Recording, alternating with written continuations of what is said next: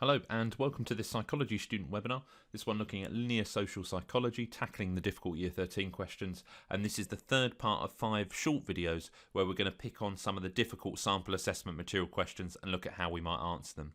The question for this particular video is the one on screen now. Using an example, explain the role of social influence processes in social change for 6 marks.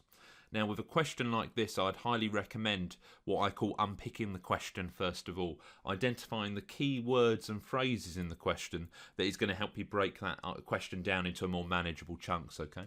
There's 3 sort of key words or phrases in this question that will help us. The first word is example, the second one is social influence processes, and then the third one is social change.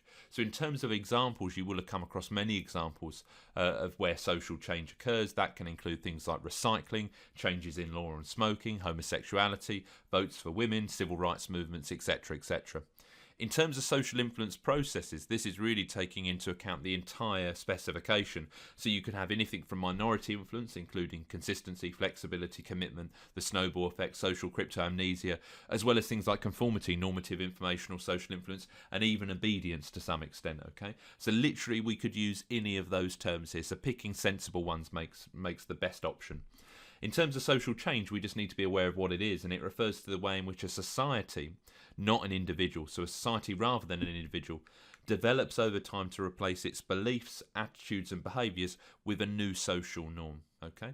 So the key is now writing an answer to that question in approximately 150 to 200 words. Let's see how we go. I'm going to choose the votes for women and suffragettes as my example, and use the first 3 parts of minority influence because I think that's the most sensible and logical way to answer this question. It's a really easy way, I should say. Not necessarily sensible, it's just a more straightforward way. Okay. First thing I'm going to do is I'm going to define our key terms. So social change refers to the way in which society, rather than an individual, develops over time to replace beliefs, attitudes and behaviour with a new social norm.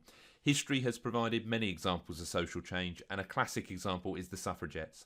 The suffragettes were consistent in their view and persistently used educational and political arguments to draw attention to the rights of females. Okay, so notice how I've used my first key term, consistency, and then I've gone on to define it with the use of the word persistent, and that's a good thing to do.